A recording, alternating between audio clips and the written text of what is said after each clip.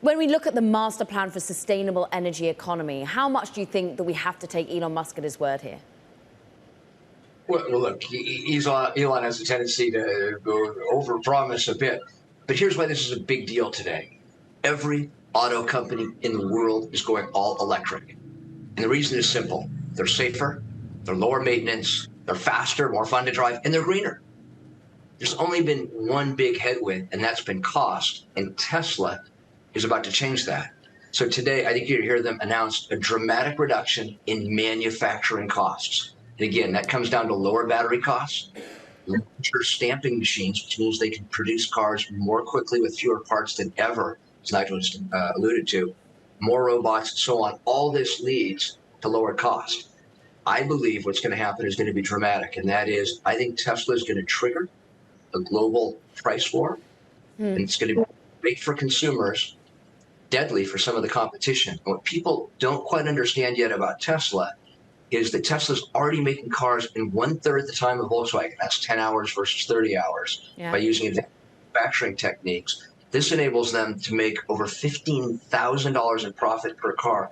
That's twice what Volkswagen makes, 3 times what Toyota makes, 5 times what Ford makes. So Tesla's the only company with room to drop prices. This is going to create major consolidation in the industry, I think. Great news for the consumer, but news for competitors. Steve, how low can they go when you think of a cheap auto, when you think of what price point they could unveil? How damaging could that be for Tesla's own margins?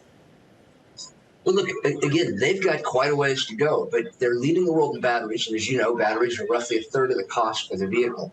They're also way ahead of the others in what's called over-the-air software in this new next-gen robotization of manufacturing, bigger stamping, fewer pieces, faster production. This all gives them an edge. And the simple fact is they're about 3 years ahead of everybody else in terms of manufacturing. GM, Ford, trying to build a new plant here or there. Tesla's got 5 plants up and running today, a 6th just announced in Mexico. They have not only established themselves as the fastest growing auto company in the world, 50% growth last year, and but the most profitable. What's not to like about that? Shares down about a percentage point now in after-hours trading, Steve. You may have seen my reporting last week that Ross Gerber had suspended his attempt to gain a board seat, in part because Tesla had moved to allay some of his fears. I'm looking at the speakers so far. Zach Kirkhorn, CFO, opened up the show. Elon did speak, but so did Drew Baglino, Franz von Holhausen, and now Lars Moravec. How much do you think this is them trying to demonstrate that there is a plan outside of Elon Musk, a succession plan? I think the message is loud and clear.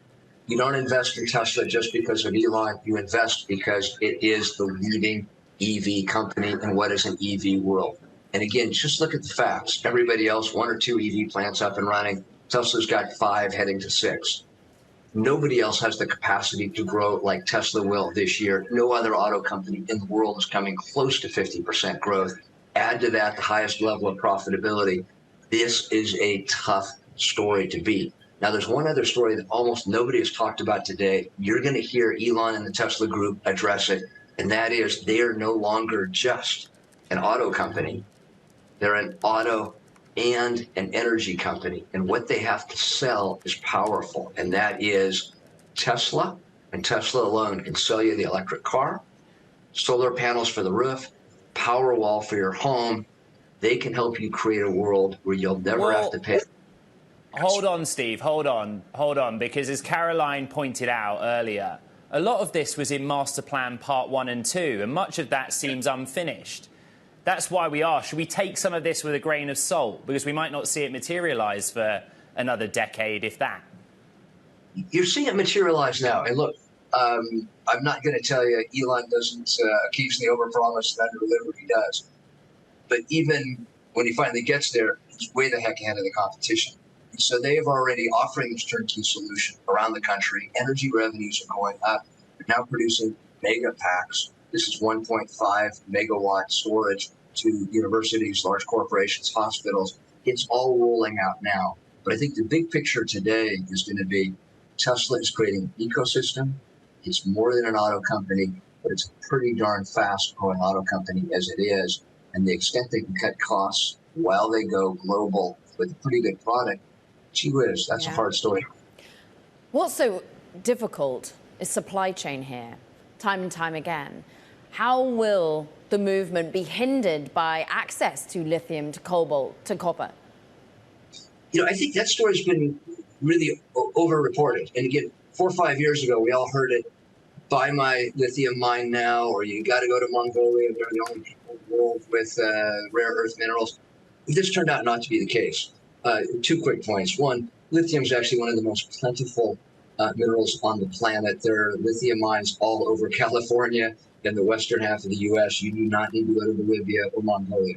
And the mines are opening up now in a response to rising prices. Second, it was those rare earth minerals like cobalt, manganese, nickel that were going to be tough to get to. You can only find them in the Congo.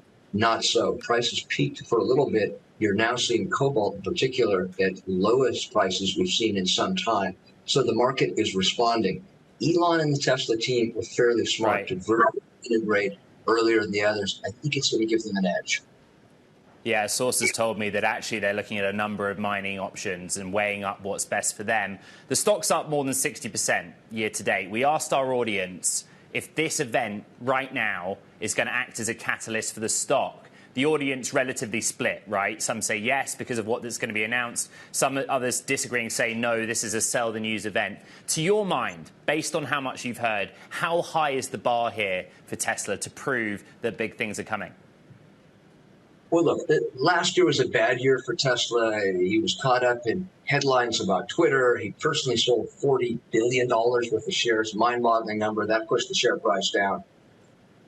But when it comes to smart investing, look at the boring stuff like the numbers. 50% growth 2021 to 2022. They're going to do the same thing this year. Huge profitability.